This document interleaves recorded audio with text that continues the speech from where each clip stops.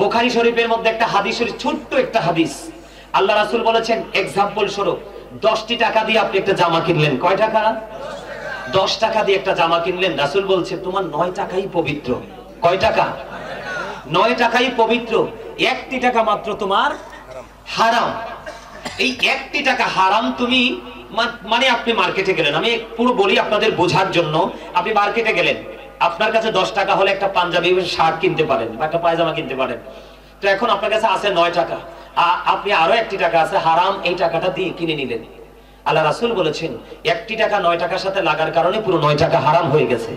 এই হারাম সুদের টাকা দিয়ে তুমি 1টি টাকা লাগাইয়া তুমি জামা বানাইয়া জামা পরে নামাজ পড়লা, কিয়ামত পর্যন্ত তোমার নামাজ কবুল হবে না। নাউজুবিল্লাহ, আরো জোরে বলেন না। আর কি ওয়াজ করব? বাংলাদেশে মসজিদের হইলে সভাপতি, নাইলে সেক্রেটারি, নাইলে ক্যাশিয়ার, একটার একটা থাহে শয়তান। হ্যাঁ, আমি দেখছি, এটা আমার নিজের প্র্যাকটিক্যালি দেখা থেকে বলছি। আমি এক মসজিদে ইমামতি করছি, আমার দিকে তাকান, জুমার খতিব হিসেবে দায়িত্ব পালন করলাম। তো অন কাজে আমার যুবক ভাইরা তুই তেনরে কইলো অনাবার সেটা যাইবো, মনে মনে হুজুরে গাইলেছ না ভাই। আল্লাহ কয় লিবাসুত তাকওয়া যালিকা খায়র। আল্লাহ রাব্বুল আলামিন বলতেছে মানুষকে সুন্দর করে বানাইছি, আরো সুন্দর রাখার জন্য পোশাক দিছি। কি দিছি? কোন পোশাকটা যে দিছে আল্লাহ একটা শর্ত দিয়ে দিছে। ওমা ঘুরাইতেছে ক্যামেরা, দেখছো নি? এতক্ষণ কিন্তু ঘুরায় না, খুব চালাক। মুসল্লি আইছে আবার ক্যামেরা বন্দি করতেছে মুসল্লিরা রে। সববে কইব দেখছো নি আমরা সববে ছিলাম। আলহামদুলিল্লাহ কোন? আরে আরো জোরে কোন? এই খাড়াইয়া রইছে যে এদিকে সুন্দর করে তোলো ভাই, এরা অনেক কষ্ট করে খাড়াই দিছে, এরা সুন্দর করে তোলো, ওই বইতে আছে। আলহামদুলিল্লাহ কোন? এই যে আপনারা হাসি দিচ্ছেন না, আধা ঘন্টা ক্লান্তি দূর হয়ে গেছে। আমি আর আধা ঘন্টা ওয়াজ করতে পারবো, কোনো টেনশন হবে না। কইতাম নি সোদের ওয়াজটা? আপনারা খামখেয়ালি করেন না প্লিজ, খামখেয়ালি করবেন না। আমি সিরিয়াসলি কথাগুলো বলছি, একটু শোনেন। আল্লাহ রাব্বুল আলামিন পোশাক দিয়েছে আমাদেরকে লজ্জাস্থান ঢাকার জন্য। সারা জীবন শুনছেন নারীর পর্দা, নারীর জন্য যেমন পর্দা করা ফরজ, পুরুষের জন্য তেমনি পর্দা করা ফরজ। নারীর পর্দা হলো মাথা থেকে পা পর্যন্ত ঢেকে রাখা, আর পুরুষের পর্দা, আমার দিকে তাকান, পুরুষের পর্দা হলো নাভি উপর দিয়ে নাভি বরাবর অথবা নাভির উপরে রাখতে হবে, আর নিচের দিক দিয়ে রাখতে হবে টাকনুর উপরে। এটা কিন্তু কোরআন থেকে সংগ্রহ করা হাদিস নয়। আপনার ফরজ, ইমানদার পুরুষের পোশাক পরার ফরজ কি? উপর দিয়ে থাকতে হবে কি বরাবর? নাভি বরাবর। তার মানে নাভি ঢাকা রাখতে হবে, আর নিচের দিক দিয়ে থাকবে টাকনুর। ওই যে দুই পায়ের দুই দিকে ডান দিকে বাম দিকে দুটো ছোট ছোট আছে না ঘিরা, এগুলোর উপরে রাখতে হবে। এই উপর দিয়ে নাভি বরাবর, নিচে দিয়ে টাকনুর উপরে রাখা ইমানদার পুরুষের জন্য ফরজ। এই উপর দিয়ে নাভির নিচে আর নিচে দিয়ে টাকনুর নিচে গেল, বুখারীতে আসছে হাদিস খানা, সে অহংকার করলো, আল্লাহর হুকুমকে সে তোয়াক্কা করলো না, সে শুধু এই অবশক্ত পোশাক পরার কারণে, যেই পোশাক তার ফরজকে ভঙ্গ করেছে, আল্লাহ রাসূল বলেছেন এই পোশাকের কারণে সে যাবে জাহান্নামে। তার পাহাড় পরিমাণ ইবাদত থাকুক, কিন্তু তার ঠিকানা কোথায়? জাহান্নামে। এই অধ্যায় আমি বিভিন্ন অসংখ্য বার আমি বিচরণ করেছি। কেন জানেন? এই কালচারটা ইহুদিদের কালচার। আল্লাহ রাব্বুল আলামিন বলেছেন ইন্নাল কাফিরিনা কানু লাকুম আদুওয়াম মুবিনা। আল্লাহ বলেছেন the heretics are the eternal enemy of the believers. ঈমানদারদের প্রকাশ্য শত্রু হলো বেঈমান কাফেরেরা। আজকে যে জিন্স প্যান্ট তোমরা তালাশ করে দেখো, এই জিন্স প্যান্ট আবিষ্কার করেছে ইহুদিরা, কোনো মুসলমান করেনি। আমার দিকে তাকান, নবীজি মুসলমানের মুখের দুর্গন্ধ দূর করার জন্য কি বরাদ্দ দিয়েছে? মেসওয়াক। আজকে মুসলমানের হাতে মেসওয়াক আছে? নেই। বেঈমানেরা কৌশল করে টুথব্রাশ হাতে তুলে দিয়েছে। নবীর সুন্নাত কবরে চলে গেছে।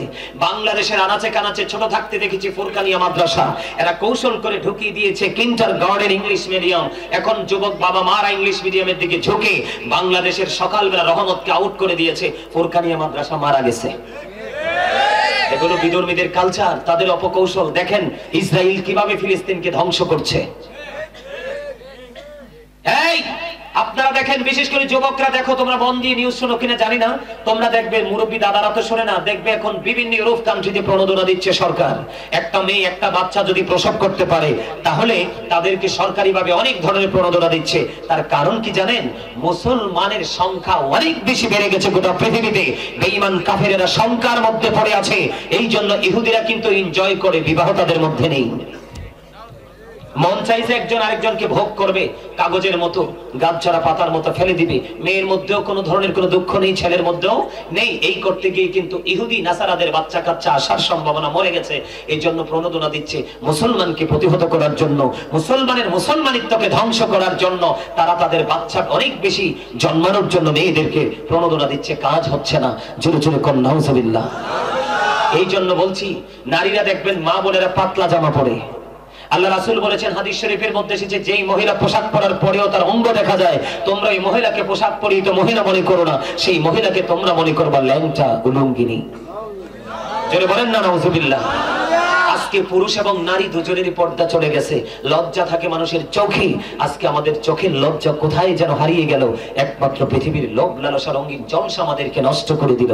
সম্মানিত উপস্থিতি, এই যে বাড়ি গাড়ি করার জন্য আপনারা সুদের সাথে ঘুষের সাথে লিপ্ত হচ্ছেন। আল্লাহ রাসূল বলেছেন, যিনি সুদ খায়, যিনি সুদ দেয়, যিনি সুদের টাকা লেনদেনের স্ট্যাম্পটা লেখে, যিনি টাকাটা আদান প্রদানের জন্য মিডিয়া হিসেবে টাকাটা উঠিয়ে নেওয়ার জন্য নিয়োজিত থাকে, সুদের সাথে যতগুলো মানুষ সম্পৃক্ত থাকে সবার সেম সাজা।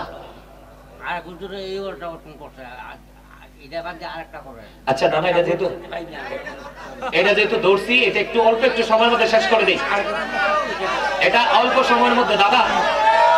আরে আচ্ছা, উনি তো একটু গরম মানুষ, উনি তো গরম মানুষ। উনি কি মানুষ? আমি আইয়েই বুঝছি গরম যে চাচা। আমরা এমনি এমনি বক্তা হইছি না, আমরা মানুষের চেহারা দেখলে বুঝি তার ভিতরে কি কাজ করে। তো দাদা যে চেচ্ছে প্রথমে বুঝছি একটু গরম টাইপের লোক। তো একজনে গরম হলে কি সবাই গরম হওয়া যায়? যায় না। দাদাই যখন গরম, আমরা হব নরম। তারা যেটা লেখেছে এটা কইয়া নবীজি মেরাজের তাইতাছে, এই যে গানটা কোন লাগবে। আর সময় নাই তো, আর সময় নাই, একটা বেজে গেছে। মনু এইয়া তো হইবে না। আমি শেষ করি একটু একটু একটু। আমি আপনাদের কি বলি, আমার দিকে তাকান। হাসাহাসির জায়গা নয়, একেবারে গভীর রাত্র। আমরা ওয়াজ শুনবো সারা রাত, সকালে ফজর পড়বো না। এই ওয়াজের লাভ কি? আমার অনেক কাজ বাকি আছে, এগুলো করতে অনেক সময় লাগবে। একটু ধৈর্য ধরেন, আমাকে কেউ ফোর্স করার মতো কোনো ইখতিয়ার কারণ নাই। শুধু ধৈর্য ধরে শুনবেন আমি কি বলি। কি হলো? আল্লাহ রাসূল বলেছেন, যিনি অন্যায় করে এবং অন্যায়কে যিনি সমর্থন করে, দুজন ইসলাম থেকে বিতাড়িত হয়ে গেল, তারা আর মুসলমান নেই। এটা রাসূলের হাদিস। এবার আসেন, নবীজি মেরাজে গেছে। আমার দাদাই কই মেরাজ লইয়া কইতাম। কি কইতাম? মেরাজে গেছে, নবীজি গেছে, প্রেমের খবর শুনলেই পাগল হয়ে গেছেন। যেটি নেগেটিভ সাইড দেখে আসছে, এটি শুনলে তো হার্ট অ্যাটাক করবেন। আল্লাহ রাসূল কি শুধু জান্নাতে গেছে, শুধু প্রেমের খবর লইয়া আইছে? ভয়ঙ্কর জায়গাটি দেখে নাই? নবীজি যখন জাহান্নামে গেলেন, যাইয়া দেখে এক একটা লোকের পেট এক একটা ঘরের মতো বড় বড়। জিবরাইলে কয়, জিবরাইল ব্যাপারটা কি? এই ঘরের মতো বড় বড় পেটওয়ালা মানুষগুলোরে কারা? এবার জিবরাইল বলে, ইয়া রাসূলুল্লাহ, এইগুলো হলো দুনিয়ার সুদখোর আর ঘুষখোর। নবীজি একটা ডাক দিয়ে বললেন, নবীজি একটা ডাক দিয়ে বললেন, জিবরাইল আমি নবী চাইয়া দেখলাম রে, তাদের পেটের মধ্যে শুধু সাপ আর বিচ্ছু দেখা যায়। আপনারা খাচ্ছেন, আমরা আলেম হিসাবে আমাদের দুঃখ লাগে। কেন জানেন? আল্লাহ আমাদের জন্য জান্নাত বানাইছে, শুধু আমরা আপন কর্মদোষে। কি লাভ হবে আমি অন্যজনকে দোষী, সব পেয়েছি আমি আমার আপন কর্মদোষে। যখন তোমার কেউ ছিল না তখন ছিলাম আমি, এখন তোমার সব হয়েছে, পর হয়েছে আমি। যখন তোমার কেউ রবে না, রব শুধু আমি। আমার কাছে আসতে হবে, মনে রেখো তুমি। ভুলে যেও না, কোনদিন ভুলে যেও না, একদিন চলে যেতে হবে। All men will die. অস্বীকার করার কোনো সুযোগ নেই, আছে? তাহলে আমাদেরকে এই অন্যায়, এই অপরাধ, এই জুলুম, এই ব্যভিচার, নির্যাতন থেকে আমাদেরকে বেঁচে থাকতে হবে। সম্মানিত উপস্থিতি, শুধু সারা রাত ভর আলোচনা শুনলে চলবে না, আলোচনাটা মেনে নিতে হবে। আমি আপনাদেরকে একটুখানি বলি, আমি কিন্তু বরাত রেখে এসেছি। ঈসা নবী বাবা ছাড়া পৃথিবীতে আসছে, আমরা সবাই জানি না? কথা কয় না, সবাই তো জানি বাবা ছাড়া পৃথিবীতে আসছে। যদিও বাবা ছাড়া পৃথিবীতে এসেছেন তিনি, ওনার মুজিজা আছে না নাই? পাওয়ার আছে না? কেমন পাওয়ার দেখাই আপনাদেরকে। একদিন রাস্তা দিয়ে হাইটা যায়, সফর সঙ্গীরা সহ কইতেছে, এখান থেকে মেষ খাবো। খাইবা? কয় হ। তো অনুমতি নিলেন, নিয়ে এটারে জবাই টবাই করছে, খাইছে। খাওয়ার আগে ইসা রুহুল্লাহ বলতেছে, তোমরা হাড়গুলো চামড়াগুলো কোনো দিকে ফালাইও না, সবগুলো এক জায়গায় রেখে দাও। যখন বললেন অমনু এক কোণে, আমি সোজা নাইমা যাবো, কে আমনা যত করতাম না। হ্যাঁ, কি মনে করছেন মেয়ে এত সুন্দর করে কথা বলছি, আপনি আগে কোথায় ছিলেন? কয়টা বাজে? কয়টা বাজে? আমার কথা শোনেন, কয়টা বাজে? 1.5 ঘন্টার বেশি কোথাও আলোচনা করি না। এখানে যেহেতু আসছি শুরু ফাঁকা, যখন দেখলাম উপস্থিতি আসছে, দর্শক আসছে, এই জন্য কথা বলা শুরু করছি। আপনাদেরকে কে শিখাইছে এই সিস্টেম? হ্যাঁ, এই সিস্টেম কে শিখাইছে? আপনারা না আলেম, আপনারা না আমাকে মেহমান দাওয়াত দিয়ে আনছেন? তারা বলে নাই কেন? আমি মানুষ নাকি বেশ ধরে রয়েছি? আমার জীবন নেই, প্রত্যেক দিন 2টা 1টা করে প্রোগ্রাম করতে হয়। আপনারা আপনাদের জায়গা থেকে বাকলে হবে না, এটা আমারটা দেহ। আজকে আমি পড়ে যাই, আমার খবর কেউ নিবেন না, যতক্ষণই বাঁশি বাজবো ততক্ষণই খবর নিবেন, এটাই পৃথিবীর সিস্টেম।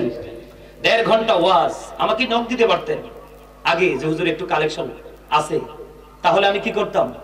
আলোচনাটা ওইভাবে ধরতাম, দান সদকা করলে কিভাবে ফজিলত পাওয়া যায়, এটা কতটুকু পরকালে ভূমিকা রাখবে, সেই বিষয় নিয়ে আলোচনা করে একটা পর্যায়ে এসে আমি দান কালেকশন শুরু করে দিতাম। এখন আপনি 1.5 ঘন্টা পরে আসছেন কালেকশন করানোর জন্য, আপনার উদ্দেশ্য কি?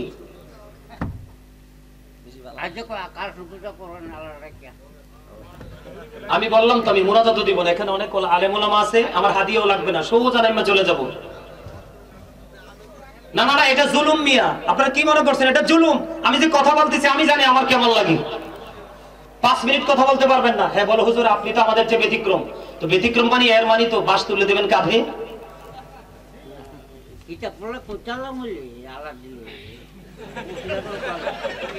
আমার দিকে তাকান তো। পরে আপনার এই বকরির হাড় আর চামড়াগুলো কি করলেন? একখানে রাখলেন। আল্লাহ নবী ঈসা রুহুল্লাহ হাতে একটা আশা ছিল, পবিত্র আশা। আশা নিয়ে হাড় আর চামড়ার মধ্যে টাচ করে বলে, পালে চলে যাও। সাথে সাথে খাওয়া গোস্ত খাইয়া ফিনিশ, চামড়ার হাড় থেকে কুদরতি মেশ হয়ে আবার চলে গেলেন দলে। এমন একজন আল্লাহর নবী ছিলেন তিনি। কি ছিলেন? এমন একজন আল্লাহর নবী ছিলেন তিনি। এত পাওয়ার, এত মুজিজা তিনি ছিল। একদিন আল্লাহ রাব্বুল আলামিন কি বলতেছে, আল্লাহ গো, এই যুগে আমার চেয়ে বড় বুজুর্গ লোক আর কি কেউ আছে? আল্লাহ কই, তুমি সবচেয়ে বেশি বুজুর্গ নিজেকে বলতেছো? আল্লাহ রাস্তা দেখিয়ে দিলেন, সামনের দিকে যাও। তো সামনের দিকে হাঁটতে শুরু করলেন। হাঁটতে হাঁটতে হাঁটতে হাঁটতে যাইয়া দেখি বিশাল বড় এক পাথর। আল্লাহ, এত বড় পাথর কি করব? আল্লাহ রাব্বুল আলামিন বলতেছেন, পাথরে আঘাত করো। পাথরে আঘাত করলেন। পাথরে আঘাত করার পরে পাথরটা দুটো টুকরো হয়ে গেল। চাইয়া দেখে পাথরের মধ্যে এক জয়ী বৃদ্ধ লোক, তার সামনে জান্নাতি ফল। ঈসা রুহুল্লাহ প্রশ্ন করলেন, আপনি এই পাথরের মধ্যে বসবাস করেন কত বছর? কয় 400 বছর। কই খাবার আসে কোত্থেকে? কয় জান্নাত থেকে। কোত্থেকে? ঈসা রুহুল্লাহ সঙ্গে সঙ্গে আল্লাহর কদমে সিজদায় পড়ে গেলেন। আল্লাহ, আমি মনে করেছি আমার চেয়ে বড় বুজুর্গ কেউ নেই, আমার চেয়ে বড় বুজুর্গ কেউ নেই গো আল্লাহ, তুমি আমাকে ক্ষমা করে দাও। আমার এই কথাটা কি তুমি গুস্তাখি হিসাবে নিও না? আল্লাহ রাব্বুল আলামিন ডাক দিয়ে বলে, ঈসা রে, তুমি তাকে বুজুর্গ বলে মনে করলা? আমার হাবিবের উম্মত কেউ যদি রে লাইলাতুল বরাতের রজনীতে যদি ইবাদত করে, ওই পাথরের মধ্যে 400 বছর যিনি বসবাস করছে, জান্নাতি খাবার খাচ্ছে, ওই বুজুর্গের চাইতেও দামি বলে গণ্য হবে আমার কাছে। তাহলে বরাতের দাম আছে না নাই? আরো জোরে, বরাতকে কাজে লাগাবেন তো? তবে সুদখোরকে আল্লাহ ক্ষমা করবে না সেদিন। যিনি জাদু করেন, জাদুকরকে আল্লাহ ক্ষমা করবে না। যারা রাশি গণনা করে, রাশি গণনা করে আমাদের মধ্যে আছে না, ওই সমস্ত মানুষগুলোকে আল্লাহ ক্ষমা। কৃপণ আছে না আমাদের মধ্যে, কিপটা লোক, শক্ত বকিল, এদেরকে আল্লাহ রাব্বুল আলামিন ক্ষমা। যারা অহংকার করে, প্রাউড ফিল করে, আল্লাহ তাদেরকে ক্ষমা আমাদের দেশে বিয়ের পরে সন্তানেরা সবচেয়ে বেশি কষ্ট দেয় বাবা মাকে। কাকে? বাবা মাকে। বাবা মার অবাধ্য সন্তানদেরকেও ক্ষমা করবে না। সম্মানিত উপস্থিতি, আল্লাহ যেন আমাদেরকে সেই নোংরা মানুষের কাতার থেকে যেন আল্লাহ আমাদেরকে বাঁচিয়ে রাখে। সকলে বলুন আমিন। আরো জোরে বলুন আমিন। আরেকটু মহব্বতে বলুন আমিন।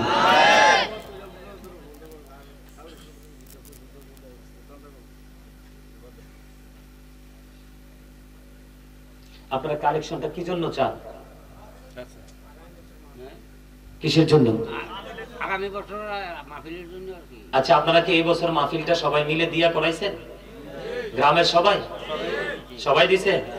আগামী বছরের জন্য চাইলে আবার দিবেন? আচ্ছা দাঁড়ান, সর্বপ্রথম কি কোনো কন্ডিশন নাই।